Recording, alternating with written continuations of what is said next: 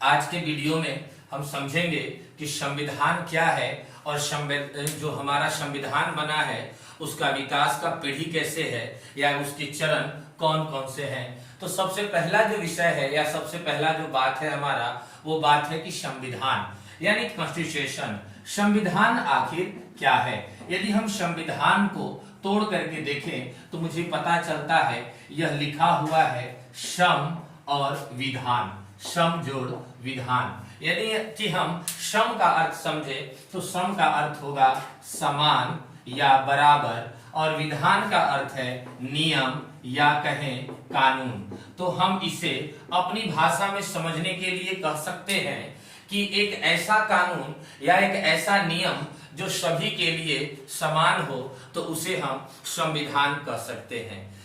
अब समझना यह है कि मूल रूप से संविधान का अर्थ क्या है, या अगर हम इसके अपने परिभाषा में अपने देश के संदर्भ में बात करें तो संविधान क्या हो सकता है। देखें, संविधान किसी भी देश का एक मूल ढांचा होता है या एक मूल स्वरूप होता है, या यूं कहें तो एक प्रारंभिक कानून होता है जो वो किसी भी सरकार को दिशा निर्देश प्रदान करता है कि उसे किस प्रकार से चलना चाहिए। यदि हम भारतीय संविधान के ढांचों के बारे में बात करें या भारतीय संविधान के संदर्भ में बात करें तो भारतीय संविधान भी इसी प्रकार का एक नियम कायदे कानून का एक बहुत बड़ा सा स्वरूप है जो भारत के या कहें तो सरकार के तीनों अंग जिसे हम कार्यपालिका, न्यायपालिका और विधायिका के नाम से जानते हैं, जिसे आप एग्जीक्यूटिव, जुडिशियरी और लेजिस्लेटिव के नाम से जानते हैं। यानी कि संविधान एक प्राथमिक कानून है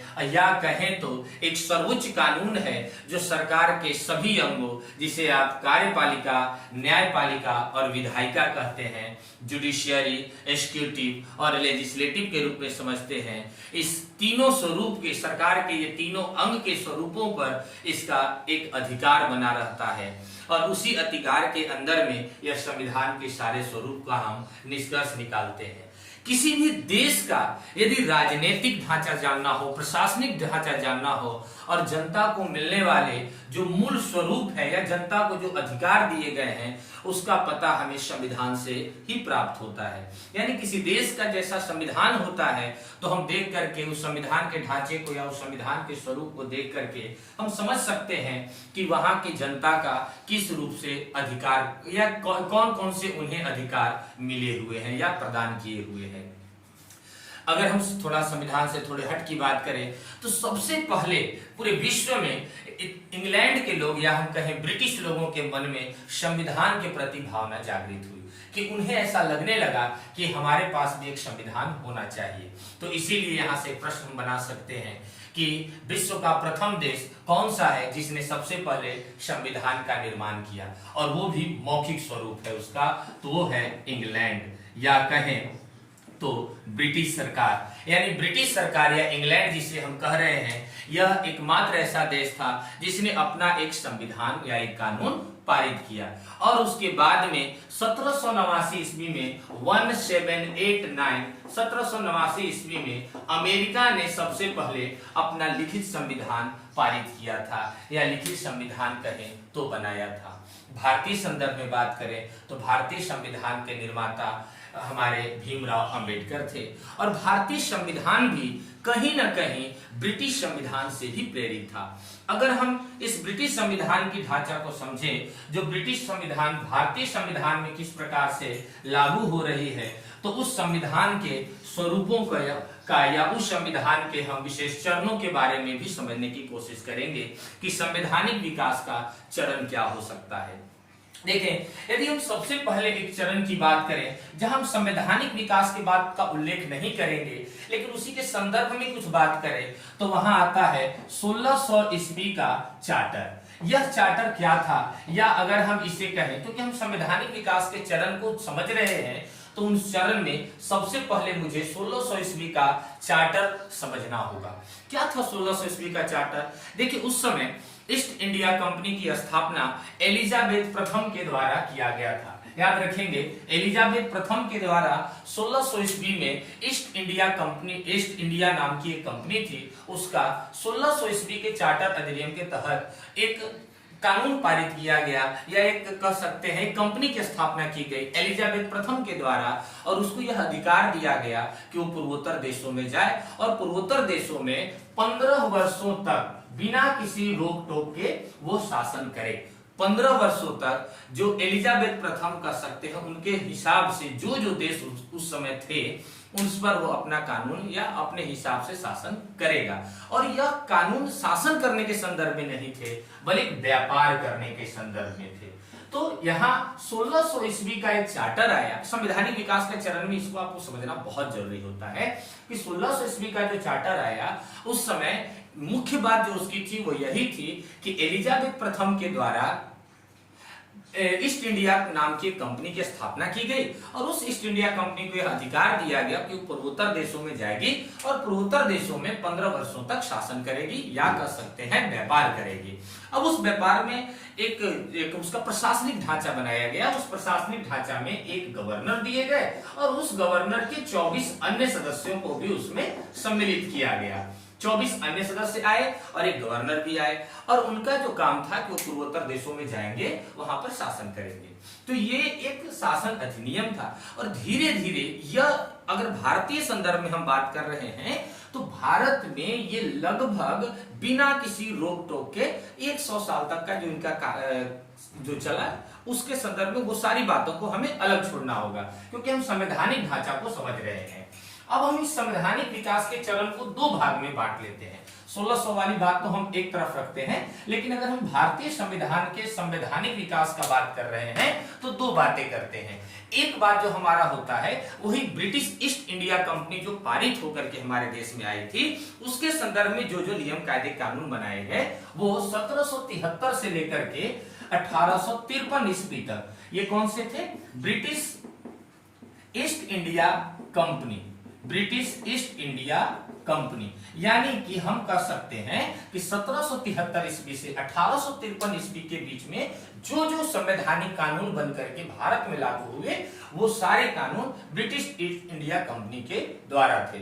इसके 1853 के बाद 1858 से हम देखते हैं 1858 से 1947 तक का, तो ये जो संदर्भ है ये हमारा, ये ब्रिटिश ताज के हिसाब से है। यानी एलिजाबेथ है या जो भी लोग उनका हिसाब से जो चलते आया उसके हिसाब से। तो हम अगर भारतीय संविधान को 2 स्वरूपों में या 2 कालखंडों में बांट करके देखें, तो एक कालखंड मुझे मिलता है 1773 ईस्वी से 1853 ईस्वी तक के बीच का, जो ब्रिटिश ईस्ट इंडिया कंपनी के संदर्भ में आते हैं, या यहाँ जो भी कायदे कानून बनाए गए वो ब्रिटिश ईस्ट इंडिया कंपनी के हिसाब से बनाए गए। फिर आता है 1858 से 1947 के बीच का बात, जो ब्रिटिश ताज के हिसाब से आते हैं। तो हम यहाँ कुछ लगभग 12-14 कालखंड आते हैं जो संवैधानिक विकास के बारे में हमारे पास से समझ में आएंगे। तो पहला हमारा संवैधानिक विकास का जो चरण शुरू हो रहा है वो 1600 ईस्वी का चार्टर से हो रहा है, जिसमें बस यही बात हुई थी कि ईस्ट इंडिया नाम की कंपनी होगी जो भारत में या पूर्वोत्तर देशों में जाएगी और वहां पर शासन करेगी, या कहें तो व्यापार करेगी। लेकिन मूल रूप से जो आज संवैधानिक की बात हम कर रहे हैं, जो आज संविधान की हम डिस्कशन कर रहे हैं, उसमें हम ब्रिटिश ईस्ट इंडिया कंपनी जो कैसे काम कर रही थी, फिर उसमें कैसे सुधार आए उसके बारे में, और फिर उसके बाद ब्रिटिश ताज जो 1858 से 1947 के बीच का भाग हो रहा है उसके बारे में समझते हैं। एक एक का हम कालखंड को देखते हैं। अब इन कालखंडों में अलग अलग बारे में हम बात करेंगे। देखिए, सबसे पहले जो हमारे पास बनकर के आ रहा है वो 1773 ईस्वी में ही रेगुलेटिंग एक्ट आया। 1773 ईस्वी का रेगुलेटिंग एक्ट। ये रेगुलेटिंग एक्ट जो था, रेगुलेटिंग एक्ट, इसमें कुछ विकास किए गए, कुछ बातें की गई कि इसमें भारतीय शासन या भारत में हम किस प्रकार से शासन करेंगे। उसके बाद 1773 ईस्वी में आए। 1773 ईस्वी में जो रेगुलेटिंग एक्ट आए उसमें बहुत सारी कमियां थी जो ब्रिटेन के संदर्भ में थी। इसका कतई ये मतलब नहीं था कि हमें भारतीयों के बारे में सोचना है, हमें वहां ब्रिटेन से जो चीजें या जो आदेश पारित होती थी उसको यहाँ पर लाया जाता था। तो पहला हमारा संवैधानिक विकास का जो चरण साबित हो रहा है वो 1773 ईस्वी का रेगुलेटिंग रेगुलेटिंग एक्ट आया। उसके बाद 1781 ईस्वी में दूसरा अगर हमें संवैधानिक विकास का चरण 1781 ईस्वी में आता है, जिसे हम सेटलमेंट एक्ट के नाम से जानते हैं। सेटलमेंट एक्ट, यह सेटलमेंट एक्ट आया। फिर इसके बाद देखिए, अब हम इसमें लगभग इसके 15-16 कालखंडों को समझेंगे। 1773 ईस्वी का पहला रेगुलेटिंग एक्ट आया, दूसरा 1781 ईस्वी का सेटलमेंट एक्ट आया। फिर इसके बाद 1784 ईस्वी में पिट्स इंडिया एक्ट लाया जाता है। तीसरा कालखंड हम समझेंगे 1784 ईस्वी का पिट्स इंडिया एक्ट। देखिए, इन सभी का डिस्कशन हम लोग एक एक टॉपिक वाइज करेंगे कि रेगुलेटिंग एक्ट में क्या था या रेगुलेटिंग एक्ट में किस प्रकार से चीजें लाई गई। 1773 ईस्वी में जो वहां की गवर्नर थी, जो इंग्लैंड के प्रधानमंत्री थे, उन्होंने क्या कहा, एलिजाबेथ का क्या स्टेटमेंट था, वो सारी चीजें हम यहाँ समझेंगे। 1781 का सेटलमेंट एक्ट क्या था, 1784 का पिट्स इंडिया एक्ट क्या था। इसके बाद हम 1883 ईस्वी में आते हैं। चौथा जो कालखंड होता है 1813 ईस्वी का कालखंड आता है। 1813 ईस्वी का यह भी एक चार्टर था, और ये 1813 ईस्वी का चार्टर बहुत कुछ कहता है। अगर हम इसको अभी हम इसके अंत में इसको समझेंगे कि अभी हम पहले ये समझ लें कि कौन कौन से कालखंड का बारे में जिक्र हमें पढ़ना है, और फिर उसके बारे में एक एक का एक्सप्लेन करेंगे। तो 1813 ईस्वी का फिर चार्टर आता है। 1813 के बाद फिर से एक 1833 ईस्वी में एक और, पांचवी बात हम कर रहे हैं, 1833 ईस्वी में फिर से एक चार्टर लाया गया, यानी कि फिर से चार्टर अधिनियम लाया गया।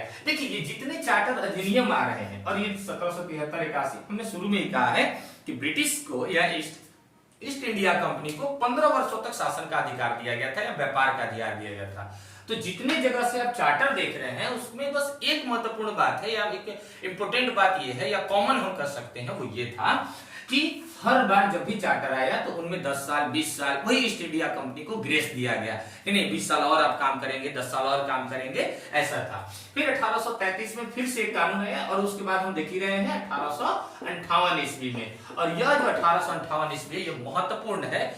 1833 से पहले 53 में भी एक चार्टर आया था, 53 का भी हम चार्टर अधिनियम कर सकते हैं। चार्टर अधिनियम देखिए, एक यहां आ रहा है, एक यहां आया, फिर यहां आया।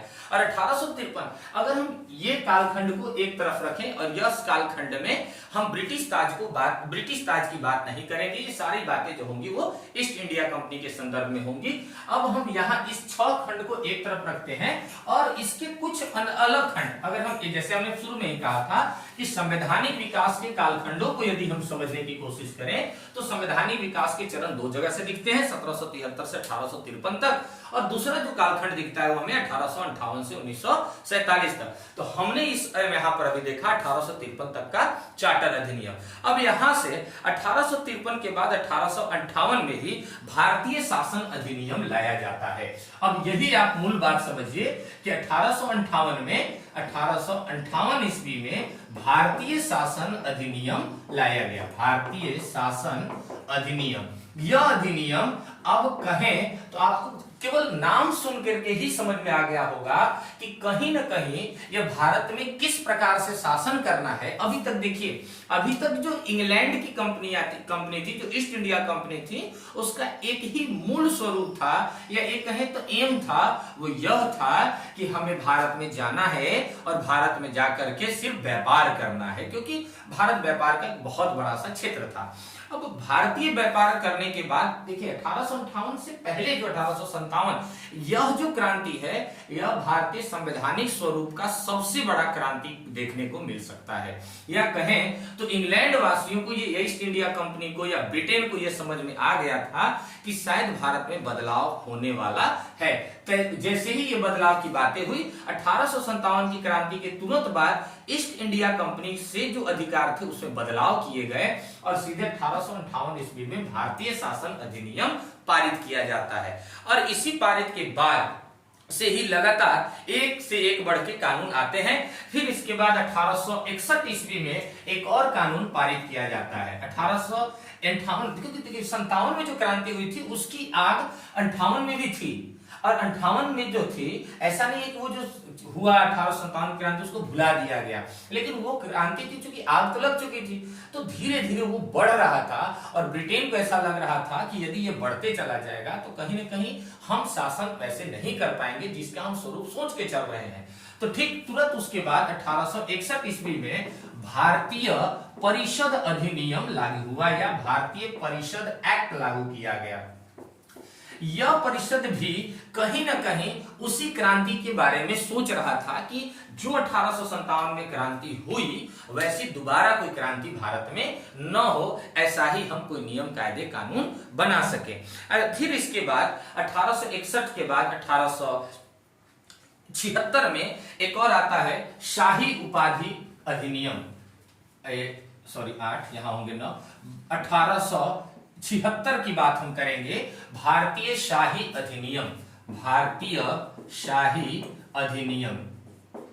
इसमें लोगों को जैसे आप जानेंगे कि सर का उपाधि दिया गया या बहुत सारे उपाधि दिए गए जो 1876 में शाही उपाधि अधिनियम के नाम से जाना जाने लगा। और यह शाही उपाधि लोगों को एक तरह से कहें तो खुश करने के लिए दिया जाता था ताकि वो अंग्रेजों के प्रति अपनी वफादारी को भी साबित करें या उन्हें ऐसा लगे कि अंग्रेज उनके बारे में भी सोचते हैं। इसके कुछ दिन के बाद 1909 ईस्वी में भारतीय शासन अधिनियम फिर से लाया गया। यही भारतीय शासन अधिनियम जो 1858 में था, फिर इसी का बहुत सारा स्वरूप बदल करके लाया गया और 1909 ईस्वी में मिंटो मार्ली सुधार अधिनियम के नाम से या कहें तो इंडिया काउंसिल एक्ट के नाम से ही एक अधिनियम पारित किया गया 1909 ईस्वी में। या 10वां कालखंड हम कहें तो यह 10वां कालखंड 1909 ईस्वी में आ रहा है। और इस 1909 ईस्वी में जो भारतीय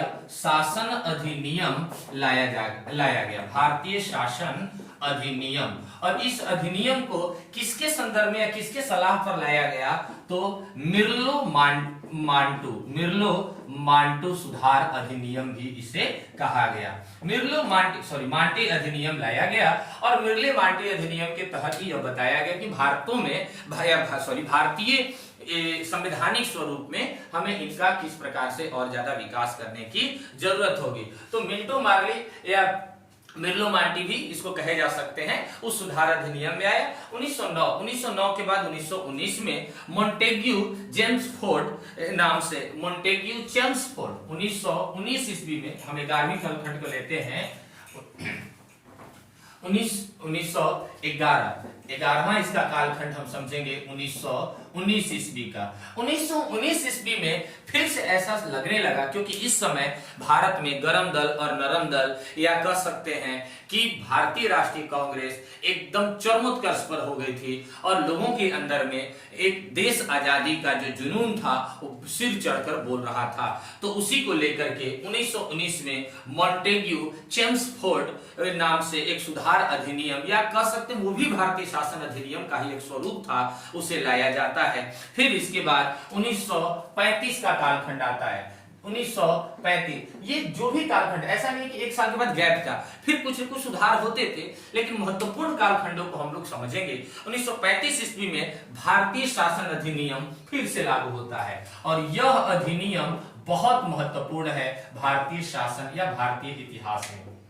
भारतीय शासन अधिनियम यह 1935 का अगर हम स्वरूप को समझे तो कहीं ना कहीं यह 1935 का ही स्वरूप था जो भारतीयों के अंदर में ये बातें बैठ गई थी कि हम भी अब आजाद हो चले हैं या हमारा भी आजादी का स्वरूप हो चुका है तो हमें भी संवैधानिक अपने हिसाब से बनाने चाहिए। यह 1935 का ही समय था कि मोतीलाल नेहरू और उनकी पूरी टीम ने मिलकर के फिर से एक भारतीय संविधान पर काम करना भी शुरू कर दिया था कि भारतीय संविधान में या भारतीय संविधान का स्वरूप कैसा होगा, राज्य व्यवस्था का स्वरूप कैसा होगा, तो सारी बातें 1935 के भारतीय शासन अधिनियम के तहत ही आ गई थी। ये भारतीयों को एक आईना दिखाने का काम किया भारतीय शासन अधिनियम, कि उन्हें किस प्रकार से भारत को समझना होगा या भारतीय संविधान का डेवलपमेंट कैसे हो सकता है। अभी तक भारत आजाद नहीं हुआ था, लेकिन लोगों के मन में भारतीय शासन अधिनियम आने के साथ ही यह मन में विकास हो चला था कि कहीं ना कहीं हम बहुत जल्द आजाद होने वाले हैं। और ठीक इसके कुछ दिन के बाद 13वां अगर हम बात करें तो 1947 ईस्वी में जो हम आजाद हो गए, तो यह भी 1947 ईस्वी में भारतीय स्वतंत्रता अधिनियम लाया गया, या कहें तो यह भी भारतीय शासन अधिनियम था, लेकिन चूंकि हम 1947 में आजाद हो जाते हैं इसीलिए इसका नाम हम रखेंगे भारतीय स्वतंत्रता अधिनियम। यह भारतीय स्वतंत्रता अधिनियम, ये हमारे यहाँ के वायसराय थे लॉर्ड माउंटबेटन, तत्कालीन वायसराय लॉर्ड माउंटबेटन के सिफारिश के आधार पर 1947 ईस्वी में भारतीय स्वतंत्रता अधिनियम को लाया जाता है। और फिर वो बताते हैं कि 1947 के बाद इंडिया में दो स्वतंत्र डोमिनियन होंगे, एक का नाम होगा भारत और दूसरे का नाम पाकिस्तान होगा। पाकिस्तान शब्द के जन्मदाता चौधरी रहमत अली खां थे और भारत तो था ही। उसके बाद इस विकास में ही हम धीरे धीरे आगे इसके बाद पढ़ेंगे कि 47 में किस प्रकार से लोगों के लिए, या कह सकते हैं भारत के अंदर में एक चुनाव होता है और उस चुनाव में लोग चुने गए और उसमें बाद वे संविधान बनाने के लिए तैयारी करते हैं।